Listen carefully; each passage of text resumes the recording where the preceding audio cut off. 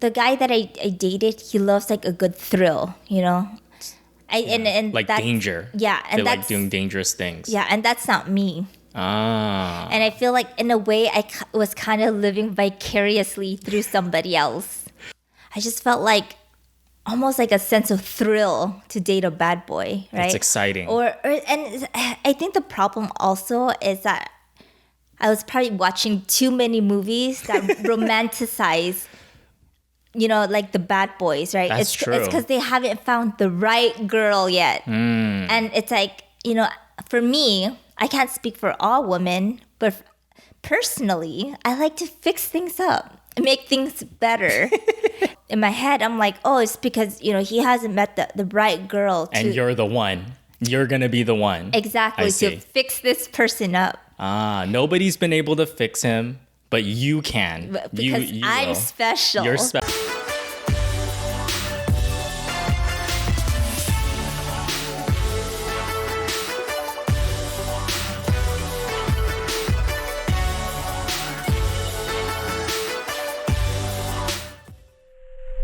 Hi, welcome to the Magnetic Mismatch Show. This is Linda. And this is Will, and welcome to our 52nd episode. Can you believe it?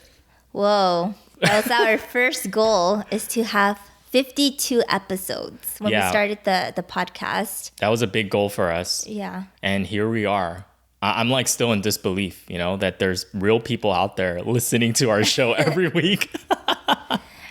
Yeah, and when we first started this podcast, I was like, do we have 52 topics? Yeah, seriously. It's like, what are we going to talk about, you know, every week? And then things just started flowing, and it's kind of interesting how we've evolved and grown, I feel like, over this last year. So it's pretty awesome, pretty exciting stuff. Yeah. Yeah. So thank you guys for all of you, you know, and your support, all the listeners. You know, this show wouldn't exist without you. So thank you for tuning in every week. And then if you're new to the show, welcome to our 52nd episode.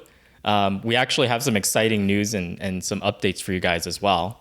Yeah, so after we release the 52nd episode, so this episode here, we're going to take about a month off. Yes. Just to rejuvenate and kind of recharge the batteries. Yeah. Yeah, but in the meantime, as we're taking a break, we're actually doing some Instagram giveaways. Woo! So make sure you follow us on Magnetic Mismatch, at Magnetic Mismatch on Instagram. We'll be doing the giveaways there, right? Yeah. Yep. To get updates on the giveaways and how to enter and all of that good stuff. Yeah. So make sure to subscribe to our YouTube channel also at Magnetic Mismatch, and our podcast on Apple Podcasts. If you obviously like the episodes and the topics, and you know, if you like the podcast itself, hopefully you do, give us a 5-star rating and review on the Apple Podcast. Yeah. Yeah. And who doesn't like free stuff, right? I mean, we're going to be giving some pretty cool stuff away. So yeah, make sure to jump in. Okay, guys? All right. So topic today for our 52nd episode. Why are women attracted to bad boys? Of course we had to talk about this. Some people are like, finally, right? It's like, it's one of those age-old questions, you know what I mean? Yeah. So why? Why is it? Is it a simple answer? No, I just see, the thing is, like a bad boy, right? When you think of a bad boy, you're like, they have this like arrogance and like cool energy and, you know, just like fearlessness to them. Yeah, they're very masculine, right? Yeah. Like when you think of a bad boy, it's like they're oozing machismo, right? and they're very like rugged, you know, it's like a guy's guy, right? Lots of muscles, facial hair, I don't know, right? You tell me, tattoos, that kind of stuff. Yeah, like a Brad Pitt. Okay, yeah. That's like the iconic kind of. The iconic. Yeah, when people think about that. Uh-huh. Or like Justin Bieber. Justin Bieber? He's a bad boy. He was. Yeah, well, he started off like as a kid. A kid on YouTube, and then right? He went to bad boy, and then now he's like good. The Biebs, yeah. The Biebs, yeah. Okay, yeah. He had like a a good image in the beginning. I felt like pop like kind of thing. I mean, he still does pop obviously, but then he kind of transformed a little bit. But that's kind of like Leo too, Leonardo DiCaprio. Leo DiCaprio, yeah. Right, He was a pretty boy. A pretty boy to bad boy, still bad boy. He grew out the facial hair. The mustache, yeah. Yeah, and I guess this topic came up because I hear my girlfriends who are, still in the dating phase, Yeah. complaining or upset at why are there not any good boys left? Why do I always end up with these bad boys? Of course. Yeah, I hear that too from my female friends and that are still dating and stuff, and even before they got married and stuff like that. Yeah. But I'm always like shaking my head. I'm like, it's because that's who you really want to date. Yeah. You say you want a nice guy or a good guy, but then it's like your actions speak way louder than your words. You know what I mean? And I'm like, you friend zone all the good guys. See, but that's the thing. It's kind of like it got me thinking when we thought about this topic is like, is it a choice though? Is it really a conscious choice that a woman is making, or maybe a guy, right? Like to date a bad girl or bad guy. Mm-hmm. Like, is it conscious or is it biological? You just can't help it but be attracted to that. Yeah. What do you think? Ooh, for me, I mean, Have you dated bad boys? Yes. You have? Yes, okay. I have. Okay. Yes. And then, you know what? Everyone's dated a bad boy at some point of their life, I feel like. You have to go through the bad ones to know. I'm biting my lip right now. Biting my lip. Okay, go ahead. You have to go through the bad ones to know when you have a good one, right? That's true. Yeah, you got to go through all the coal before you find the diamonds, Hello, right here. The shiniest one. Okay, so wait, bad boys, dating bad boys. Now I'm curious. Tell me a little bit more, because you've kind of like, obviously we've been together for a long time. We're married now, and we know a little bit about each other's dating history. But I know all of yours. I was very upfront with you, yes. Right? But you told me some stuff too, but I didn't know that like they were bad boys. Yeah. Okay. Well, you know what got me attracted to them? I feel like, to start dating a bad boy. Did you know they were a bad boy, or yeah. did you just see certain qualities and you're like, oh, I want that one? No, I knew they weren't good for me. Really? And you still jumped in? Yeah, because okay. I think, early in my 20s. Yeah. I just felt like almost like a sense of thrill to date a bad boy, right? It's exciting. And I think the problem also is that I was probably watching too many movies that romanticize, like the bad boys, right? That's true. It's because they haven't found the right girl yet. And it's like, for me, I can't speak for all women, but personally, I like to fix things up, make things better. And, in my head, I'm like, because, if you don't have a lot of dating experiences or experience with dealing with people in general, you right. don't know better.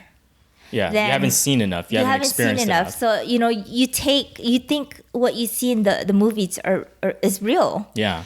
Right? So in my head, I'm like, oh, it's because, he hasn't met the right girl. And you're the one. You're going to be the one. Exactly. To fix this person up. Nobody's been able to fix him, but you can. Because I'm special. You're special. Got it. That's very interesting. But I learned quickly that's not the case. If a bad boy will choose to be a bad boy, he'll always be a bad boy. So what, like, for example, did you want to fix? Let's say, think about one of your past, dating experiences with a quote unquote bad boy, right? And what qualities did this person have that you felt like, oh, I could help them fix this? Yeah. I think for, one of them, it's probably like commitment, right?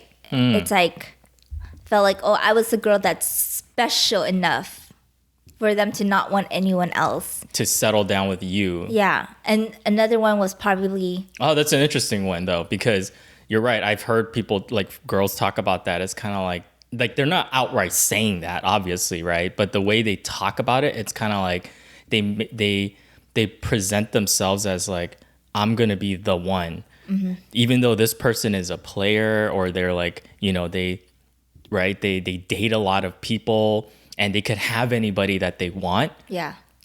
They chose me. Yeah. I'm the one, though. I'm the chosen one. I'm the chosen one. And so it's kind of like, do you think that's like an ego boost? Is that where it comes from? Yeah, but I don't think, that's not healthy, obviously. But that's how you think, right? Especially think. when you're younger, and you're first dating. Yeah.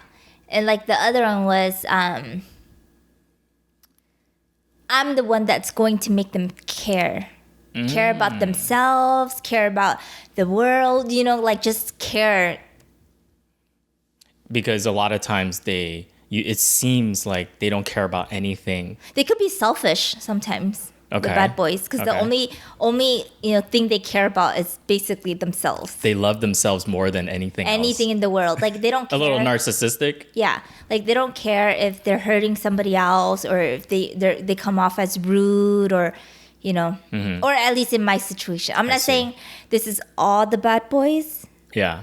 But that's from my experience. But how would you know that in the beginning? Like with let's say you see someone at a social event, right? Like a party, do you start thinking in your mind, like consciously, like, oh, that person, you start fitting them. Is this a good guy or a bad guy kind of thing? An archetype that you have in your mind, like by how they appear, how they dress, and how they carry themselves, maybe? I think initially, yeah. But the more you talk to someone, right?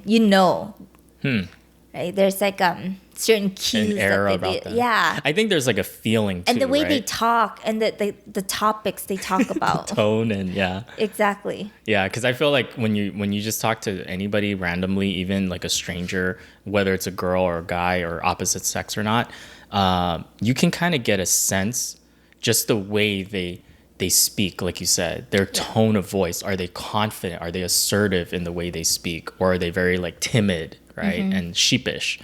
And I would say, do you think like if a guy has tattoos, that you automatically assume that they're kind of like a bad boy? I think it depends on the tattoo. If it's piercings, maybe. It's more and more, right? It kind of starts fitting more like that. Yeah. That image. Yeah. But not always, right? It's very common now for people to have body ink and art and all that stuff. Yeah. But it doesn't make them a bad boy. I think it's just the piercing and tattoos. Like, I don't think I would categorize someone into a bad boy or a good guy, or just on how they appear. Yeah, I think it's just like the way they carry themselves, and how they talk and how they approach people. Yeah, it's just stuff like that. What about like when people? So when you say like how they treat people, what do you mean by that? I think like for me, a bad boy is like, he's like the type that walks in a room and like, oh, I can get any woman I want. Or he expects things to be done for him, right? Exactly. Or it's just like some. Like the way he talks to people, it's just very arrogant, right? He's like the center of the universe. That just sounds like a cocky, like, narcissist to me. A little bit. But so why is that attractive, though? But it's like, but they do it with like subtlety too. It's not like, They're not obvious about it. Yeah, I'm just pointing those facts out and making it look obvious, but they're very smooth and subtle about it. And that's when you see that, or when you see somebody like that, then it's like, oh, I want to fix that person. There's a nice project there. Is that how you look at it? Kind of. But when you said it's like exciting, is it because it's something that you're not accustomed to? Like, why is it exciting for you? I think it's exciting. Well, at least in my case, is kind of, it's like the guy that I dated, he loves like a good thrill, And like that's, danger. Yeah, and they that's like doing dangerous things. Yeah, and that's not me. Ah. And I feel like in a way I was kind of living vicariously through somebody else. That's actually very true, because you see like women that are very attracted to like a lot of times like criminals or people that live very dangerously, right? Or on the edge or minute by minute kind of thing. Yeah. And it's because you get a rush, right? Being next to that kind of stuff or seeing it, experiencing it. Yeah. But that's true that you brought up criminals. Yeah. Because, a lot of these high profile criminals, when they interview them, Yeah. like, when there's a chance to interview them, they actually a lot of them bring up the point that they get a lot of letters from women Females, yeah. wanting to marry them To in marry prison. them. Yep. In prison. A lot of those serial killers like Yeah. Charles Manson and like even the Night Stalker, right? Richard Ramirez. Yeah, and they those talk people. about it too. And, Like 'cause women are throwing themselves at them. and you wonder why, like, it's like when I heard about that, I'm like, but why? Like, that is so scary. Like, aren't you afraid of these people? They can turn around and kill you too. But it's exciting though. You just said it earlier. But, I mean, You have a risk of dying. yeah, I'm like, I don't know. Like, that's a little much for me. But you know what? But as you dive deeper into this, you can see, kind of understand why. Right. Right? It's like a thrill. It's like, Yeah, it's I like, could see that. It's like, but like again, the project thing. I could be the person to change this guy and make him good. I see. Yeah. Or it's so thrilling. It's like, Right. I don't know. It's like, I think there's like different facets to this. Of course, yeah. And you're speaking on your own experience and kind Exactly. of what you think, right? What about like, because I've seen like in college, for example, people, this happens a lot from my observations and experience too, like interacting with people where they come from a very strict household, right? Women, especially if they've grew up in like for example, very religious household and they're very sheltered, right? Or the Catholic schools. Right. Yeah, And then very strict. the first time they get to some taste of freedom, it's like letting an animal out of the cage for the first time, and it just runs wild and does the most wild stuff, right? And what do you think about that? Does that have any part in why someone might feel attracted to that danger, the stuff that they're not used to? Yeah, I think that's where the excitement comes in. It's almost like that person is the person that's like a gateway into excitement. Something they've never experienced themselves, exactly. right? Yeah. Do you think it's also like a way just to defy like their parents? That too.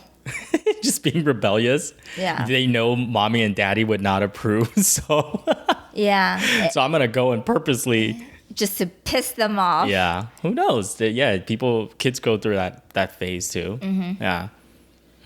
What else then about, I guess, bad boys do you think people find attractive, or women in this case that we're talking about? I think maybe there's an unconscious level as well to dating a bad boy, just because you feel like, they're very masculine, right? Or at least perceived to be. Yeah. So in some ways, they can protect you. Yeah. It's kind of like biology, right? So like in the animal kingdom, for example, You want the strongest, most aggressive. it's like instinct, right? Yeah. So the females usually want to basically mate with the strongest of the group, for example, Yeah. the alpha male. Yeah. And that's because they want the strongest genetics and the highest chance for their offspring to Survive. Yeah. and to have the best genes and all that stuff, right? Yeah. So at the end of the day, I think we forget, like that's how humans are too, right? There's still a biological side to it.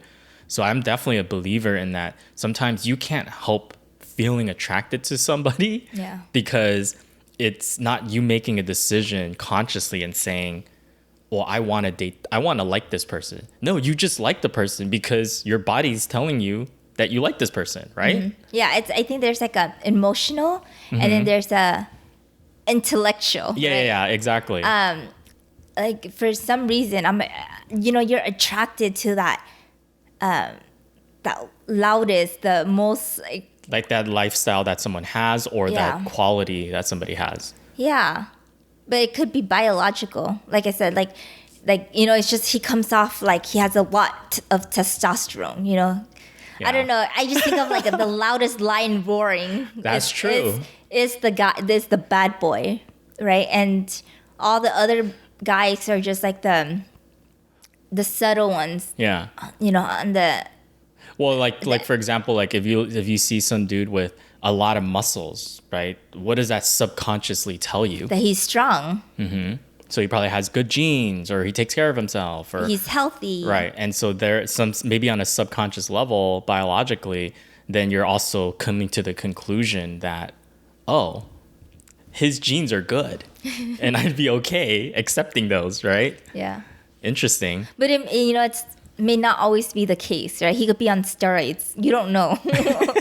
Well, it's perceived. It's perceived image of exactly. That. Yeah.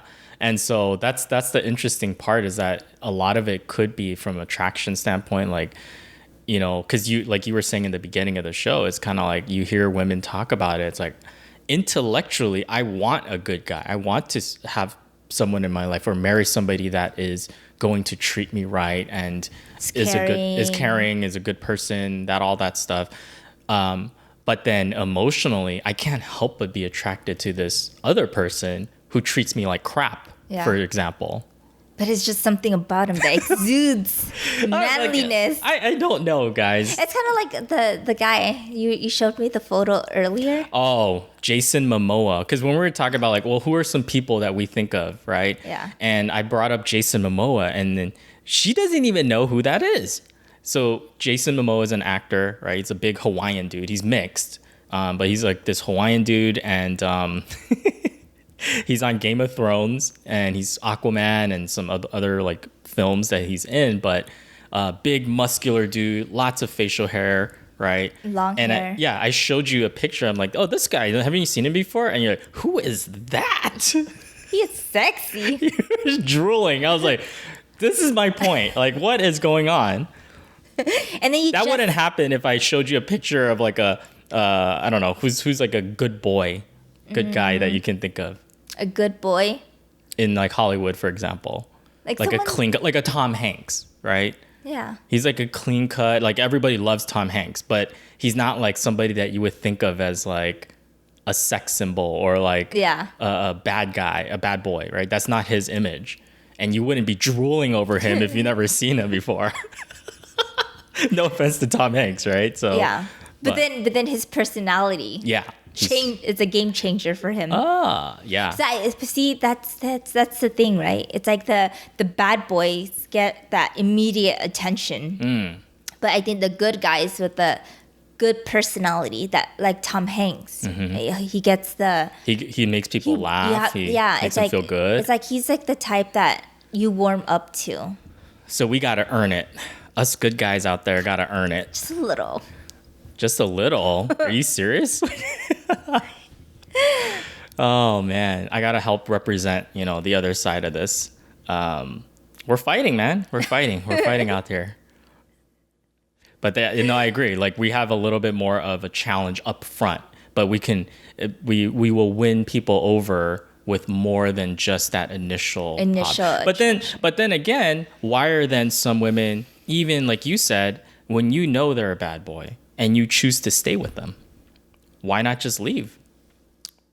That I think that goes into a whole nother topic. I think that comes with comfort, right?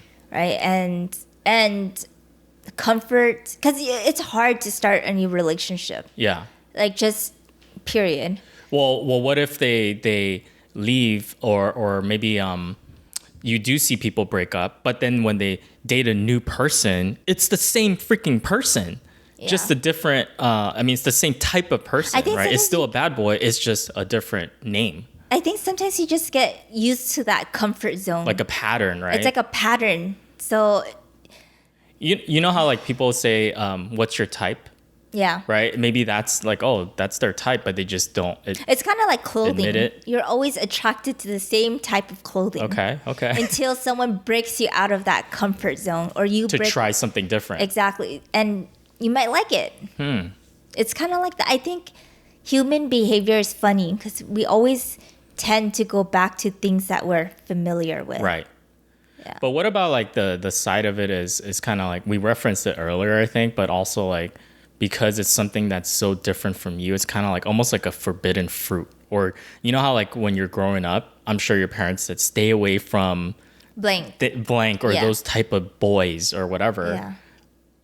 How did you feel about that? Did you like grow up just being like, oh, I'm just scared of them, or mom and dad said never to associate with them, or did it make you?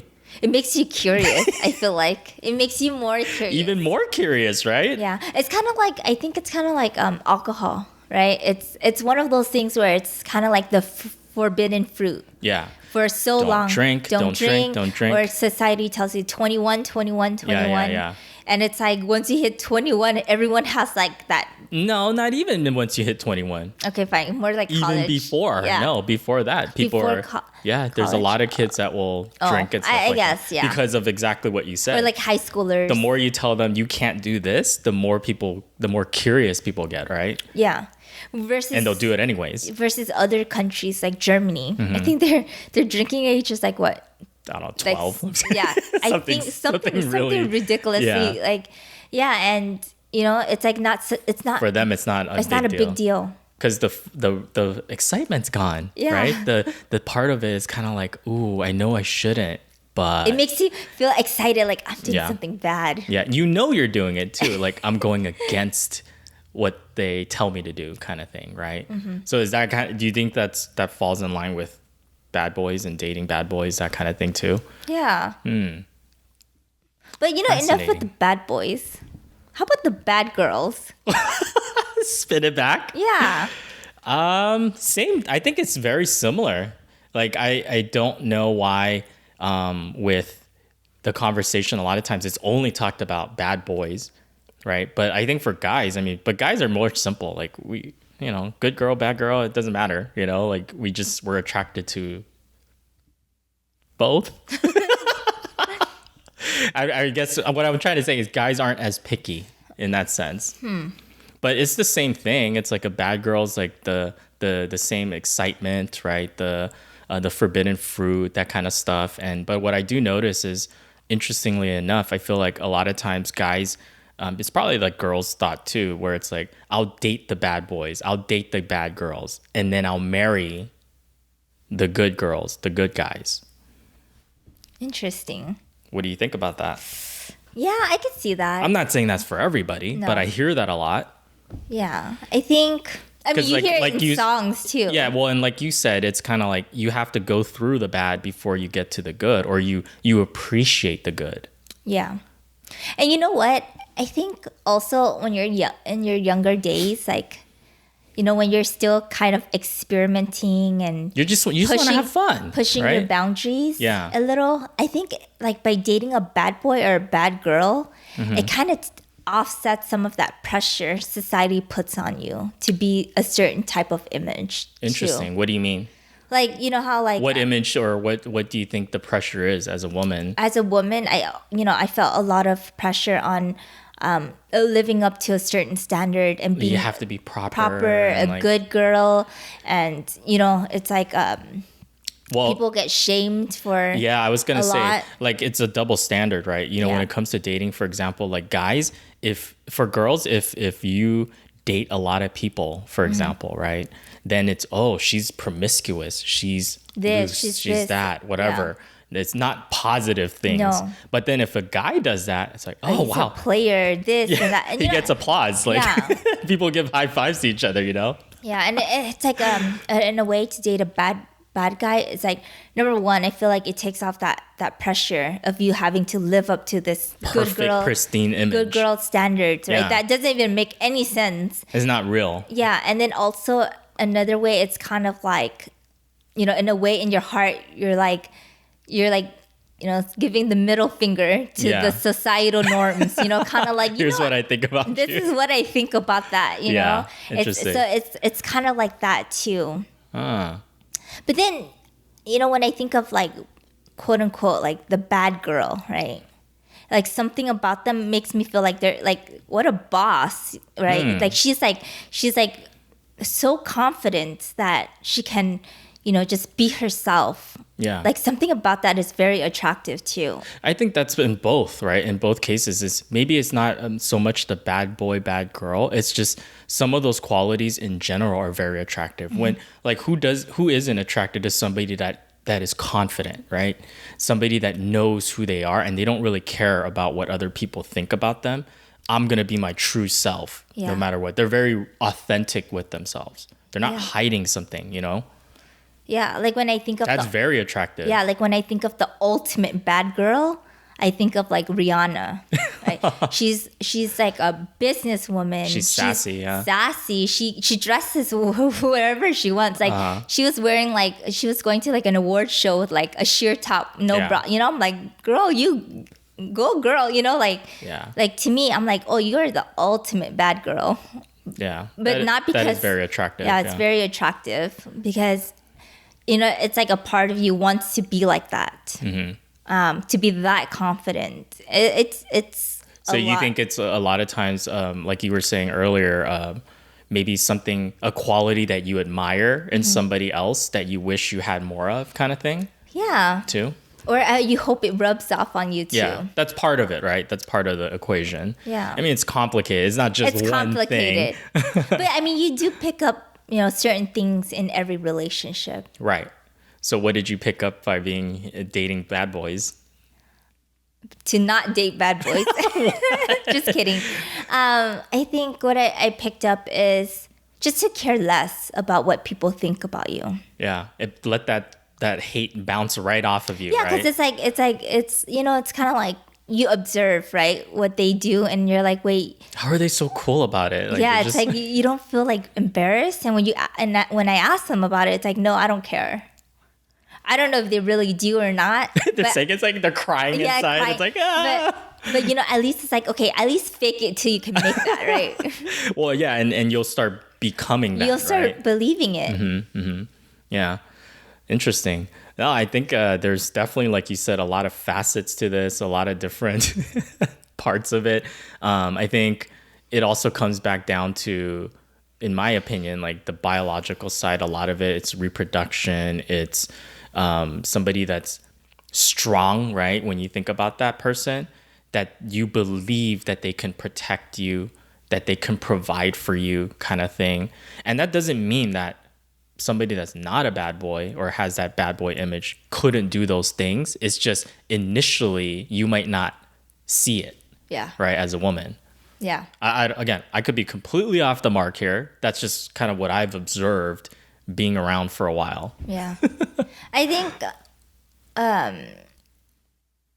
yeah, I could see that. Like you don't realize that like biology plays such a huge role when you're picking your mate, or until things go wrong, then you're like, why? But then it's like, wait a minute, if you take a step back, it's like maybe you're trapped in this same loop, same cycle. Yeah, it could be somebody like, like a friend of ours, or somebody that's that we know. We all know somebody, right? That exactly what they're experiencing is, I keep dating bad guys, or I can't find any good guys. And then you look at their pattern and it's like, you pick the same type. It's the same type of person. Yeah.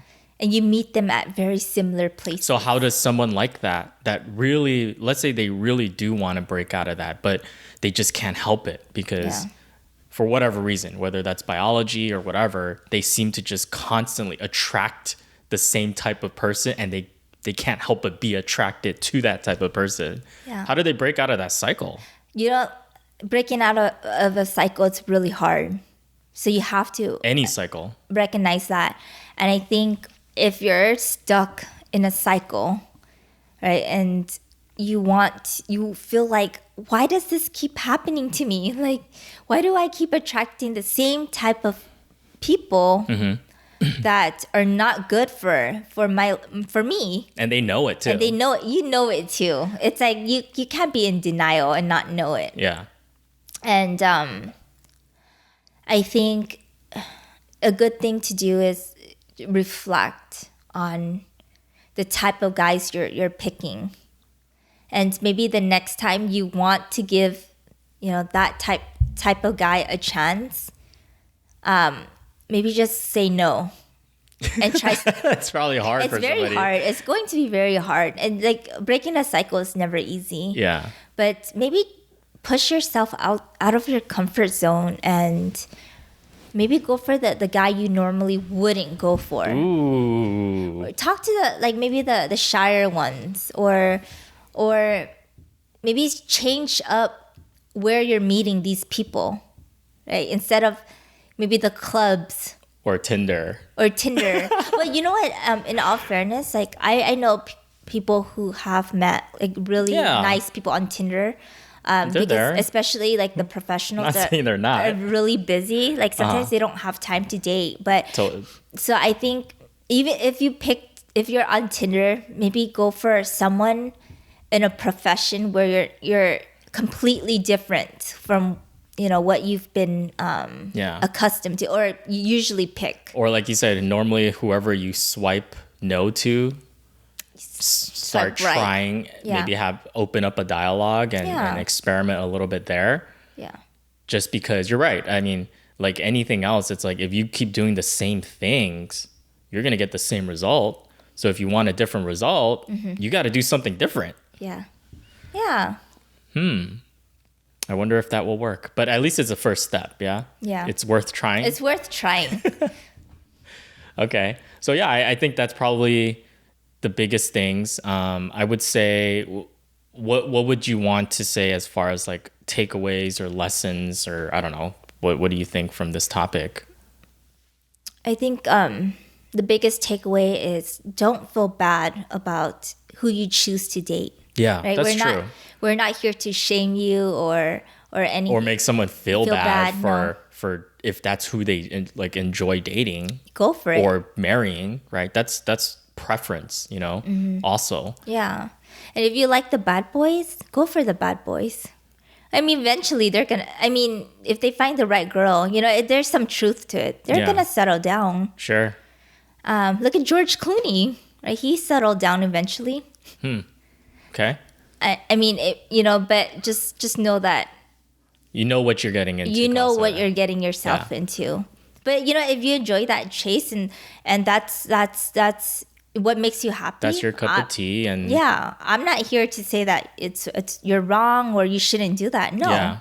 Live your life. Live your life, dude. Girl. Yeah, girl, guy, live your life. Yeah, and never feel guilty about it or feel like because you have to date who you think other people want you to date, right? Yeah, and Same idea. Yeah, and all we're saying here when we bring up this bad boy topic, first of all, it's a fun topic, fun thing to think about, and the other thing is just maybe for the ones that are frustrated on why they've been only running into the bad boys. Maybe it's not everybody else. Maybe it's you. Yeah. And when your metrics or who you're choosing to date, right? So it comes back. Personal ownership, yeah? Responsibility. And sometimes it's not your fault. It's biology. Just blame it on biology. Just blame it on the biology. That's our point. You can't help it. You can't help who you're attracted to. Exactly. But, all right, guys. Well, we hope you enjoyed this episode, our 52nd episode. And like we said earlier, we are going to be taking a month break, but that doesn't mean we're not going to be releasing stuff. We're going to have a couple of giveaways throughout this next month. On Instagram. Yep, on Instagram. So make sure to subscribe and follow us, I guess, on Instagram at Magnetic Mismatch. Check out our podcast on Apple Podcasts. Give us a 5-star rating and review, right? And we'll have a video come out, right? Maybe like a short video with more details about the giveaways and everything. Yeah. And make sure to tune in on Thursday. That's when we release. I had a tongue twister. Yeah, seriously. We release a new episode every Thursday. But for the next couple weeks after this episode, we're going to be taking a short break. Yep. So, Until next time, yeah. See you guys. see you guys. Bye. Bye.